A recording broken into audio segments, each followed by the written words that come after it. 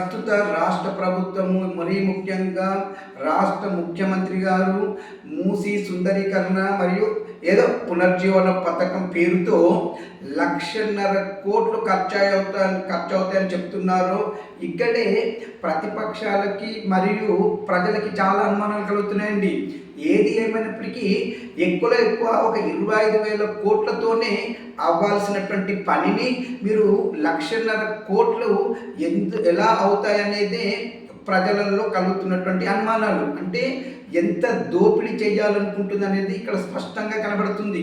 ఈ 25,000 కోట్లు కూడా చాలా ఎక్కువ అండి. నేను చెప్పేది 25 కోట్ల లోపే అయ్యేలా కూడా ఆల్రెడీ ఎన్నో సూచనలు ప్రతిపక్షం కూడా చేసింది. కేటీఆర్ గారు కూడా చేశారు.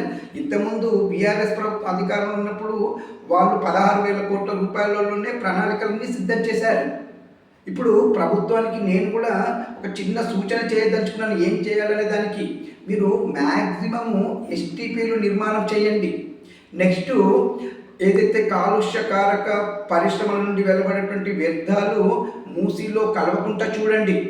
నెక్స్ట్ వచ్చేసి ఏదైతే నాగోల్ దగ్గర గత ప్రభుత్వము కొన్ని కిలోమీటర్ల వరకు నిర్మాణం ఏదైతే చేసిందో, అంటే చుట్టూ వాకింగ్ ట్రాక్లను మరియు చెట్లను పెట్టిందో సేమ్ అలానే మీరు కూడా అక్కడ క్లీన్ చేసి వైండింగ్ చేసి మీరు కూడా అలానే చేయండి. నెక్స్ట్ మరీ నది పరివాహక ప్రాంతంకి దగ్గర ఉన్నట్టయితే కొన్ని ఇళ్ళను కూల్చండి. అవి పేదలైనా పెద్దలైనా మరియు మధ్యతరగతి వాళ్ళు ఎవరైనా సరే. కానీ మీరు ఇక్కడ ఎలా ఉందంటే పేద మధ్యతరగతి వాళ్ళ ఇళ్ళను కూల్చేస్తామని చెప్తూ మరి పెద్దల ఇళ్ళలో మాత్రం జోలికి మాత్రం పోవట్లేదు. నెక్స్ట్ ఇంకొకటి ఏం చేయండి అంటే మూసీలోకి మల్లన్న సాగర్ నుండి నెలకు 2 నెలలకు ఒక్కొక్కసారిగా ఒక టీఎంసీ నీటిని పాలించండి కొన్ని ఇయర్స్. ఇంకా చెప్పాలి అంటే చుట్టూ రిటైనింగ్ వాల్, 2 వైపులా రిటైనింగ్ వాల్ని కన్స్ట్రక్షన్ చేయండి చాలు.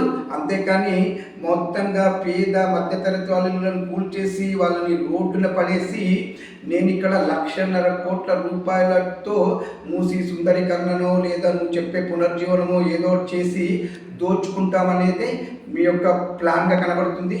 దీన్ని మీరు అర్థం చేసుకొని మీ యొక్క అటువంటి ఈ ప్లాన్ని వెనక్కు తీసుకొని ఇప్పుడు నేను చెప్పినటువంటి సూచనలు ఫాలో అవుతారనేది నా అభిప్రాయం. దినేష్ గంగసాని.